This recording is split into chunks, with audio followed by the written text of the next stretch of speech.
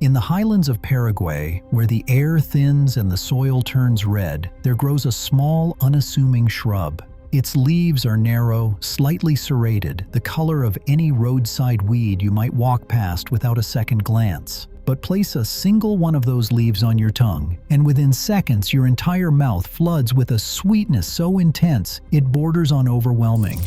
This plant is 200 to 300 times sweeter than sugar. It has 0 calories. It does not spike blood sugar. It does not rot teeth. It grows like a weed, requires almost no water, no pesticides, and can be harvested several times a year. It has been used by indigenous peoples for over 1,500 years. In 1991, the United States Food and Drug Administration effectively banned it.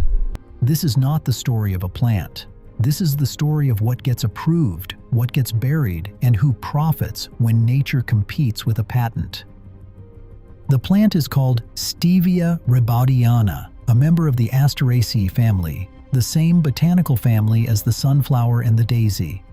It is native to the borderlands between Paraguay and Brazil, where the Guaraní people have known it for longer than any written record can fully account for. They called it ka'ahe'e, which translates simply as the sweet herb. For over a millennium, Guaraní healers and elders chewed the leaves, brewed them into teas, and added them to bitter yerba mate to soften its edge. A single leaf was enough to sweeten an entire cup. They used it to treat wounds, to ease digestion, to balance sugar in the blood. They never patented it. They never industrialized it. They simply grew it, stewarded it, and passed it down through generations, the way a culture passes down anything sacred and free. The active compounds we now know are called steviol glycosides, primarily stevioside and rebaudioside A. The human tongue cannot fully comprehend their intensity at first contact. The Western world only encountered Stevia rebaudiana in the late 19th century when a Swiss botanist named Moisés Santiago Bertoni formally described the plant in 1899 after years of hearing whispers from indigenous guides about a green leaf sweeter than any cane. In 1931, 2 French chemists, Bridel and Lavielle, succeeded in isolating stevioside in their Paris laboratory. They confirmed what the Guaraní had always known. The sweetness was real, it was potent, it was non-caloric. It was, by every measurable scientific standard, extraordinary. And yet, in the decades that followed, while artificial sweeteners would be synthesized in laboratories, patented, and aggressively marketed across the United States, stevia would remain in scientific limbo. Not because it failed any test, but because it had failed to belong to anyone. Consider for a moment what stevia actually is from an agricultural perspective. It is a hardy perennial. It grows where many crops cannot. It uses approximately 92 to 97% less water than cane sugar to produce the same sweetening power. Its carbon footprint is 29% lower than cane sugar, 55% lower than beet sugar, and 79% lower than high fructose corn syrup. It requires only 5 to 10% of the land that cane sugar needs. It thrives on small farms, in the gardens of subsistence growers, providing critical supplemental income for smallholder farmers across South America and Southeast Asia. It needs no industrial machinery, no synthetic fertilizers, no monoculture plantations. By every metric that matters in an era of climate crisis and food insecurity, stevia is not just a sweetener, it is a solution.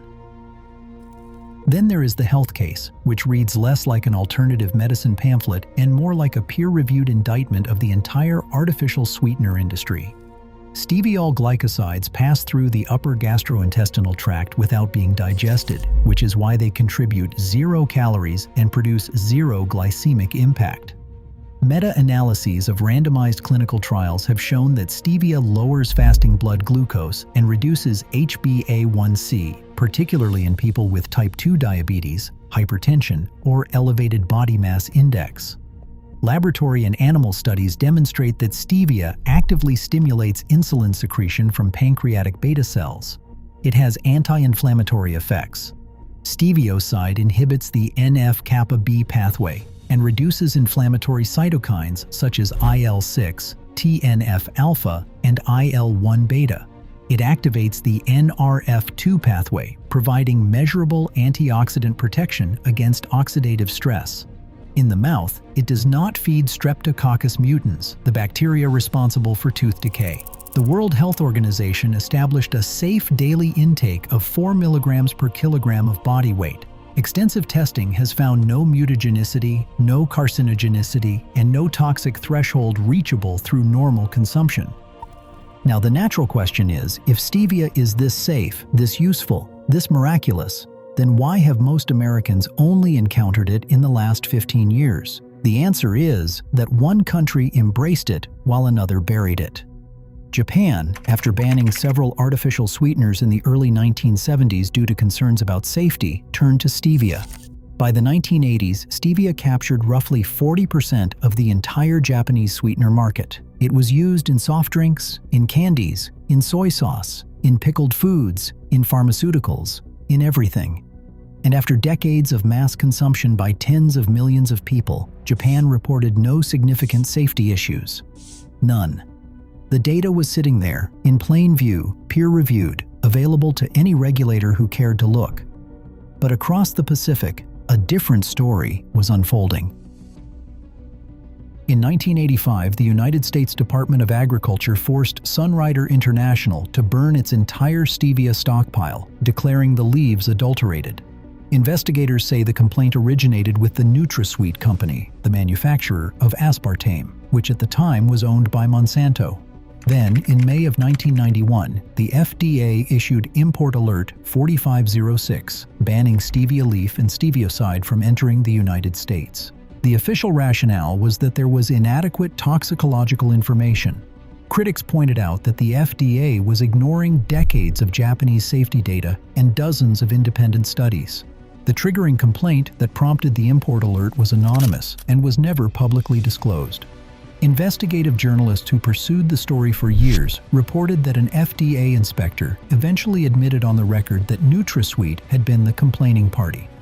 An artificial sweetener manufacturer had used the United States regulatory apparatus to eliminate a natural competitor. But the story does not end with a ban. It ends with something far more revealing. In 1994, Congress passed the Dietary Supplement Health and Education Act, which carved out a new regulatory category. Then, in 1995, stevia was allowed back into the United States, but only as a dietary supplement. Companies could legally sell the dried leaves and the extracts, but they could not label them as sweeteners or market them for use in food. You could buy stevia, but the bottle could not say what stevia was actually for. This bizarre limbo lasted 13 years. In December of 2008, the FDA quietly granted generally recognized as safe status to high-purity rebaudioside, A. Suddenly, after 17 years of obstruction, stevia was safe again. Or rather, a specific industrially purified isolate of stevia was safe. The companies that benefited from this convenient reversal were not small farmers in Paraguay. They were not the Guaraní people. The beneficiaries were Cargill, which partnered with Coca-Cola to produce Stevia, and PepsiCo, which launched a competing product called Pure Via. The same beverage giants that had spent decades selling aspartame-sweetened sodas were now positioned to dominate the natural sweetener market. And here is the detail that should make every reasonable person pause. Stevia leaf and crude stevia extracts, the form the Guaraní used for over 1,500 years, the form that grows on a windowsill, still do not have generally recognized as safe status from the FDA today. Only the corporately processed, industrially isolated, intellectual property-protected versions of stevia received the regulatory blessing. The plant itself remains in a strange gray zone. The molecule extracted from the plant by a multinational corporation is approved. The molecule produced by the plant in your garden is not. Read that twice. Let it settle. The Guaraní people, who discovered stevia, who cultivated it, who passed its knowledge through generations for over 1,000 years, receive virtually none of the multi-billion-dollar global stevia industry's revenue.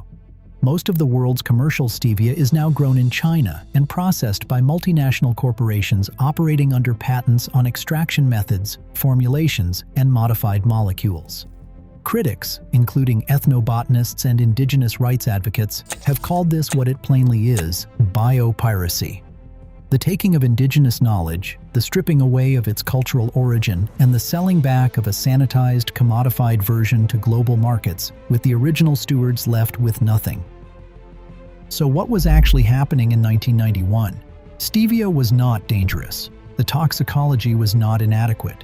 The Japanese had been consuming it safely on an industrial scale for nearly 2 decades. What stevia was disruptive. A free-growing, natural, calorie-free sweetener threatened the foundations of a multi-billion-dollar artificial sweetener industry. Aspartame and saccharin were patented molecules. Their value depended on legal exclusivity. They could not survive an open market in which a peasant farmer in Paraguay could grow a plant that did the same job, better, with no chemistry and no royalties. The artificial sweetener market generates billions of dollars in annual revenue, and it cannot exist structurally if a backyard plant solves the same problem. Stevia did not need to be unsafe to be banned. It only needed to be unpatentable. The regulatory machinery of the United States, in this case, did not protect public health. It protected market share. There is a final image worth holding in your mind. Somewhere right now, a Guaraní elder in rural Paraguay is brewing a cup of yerba mate and dropping a single fresh stevia leaf into it. That same leaf, in slightly different form, is dissolved into 1 billion bottles of soda branded by corporations who, a generation earlier, lobbied to keep the leaf banned. The plant did not change. The science did not change. What changed was who owned the rights to sell it. You can grow stevia on a sunny windowsill in almost any climate. You can pick a leaf, chew it, and taste on your tongue the same sweetness that the Guaraní have been tasting for 1,500 years. And in that small, ordinary moment, you are doing something that, for 17 years, the United States government effectively told you that you could not do. The plant was always there. The truth was always there. The only thing that needed to be hidden was who exactly profits from keeping you in the dark. That is the real story of stevia, and once you see it, you cannot unsee how often the same story plays out, with different plants, different molecules, different leaves, but always the same buried truth underneath.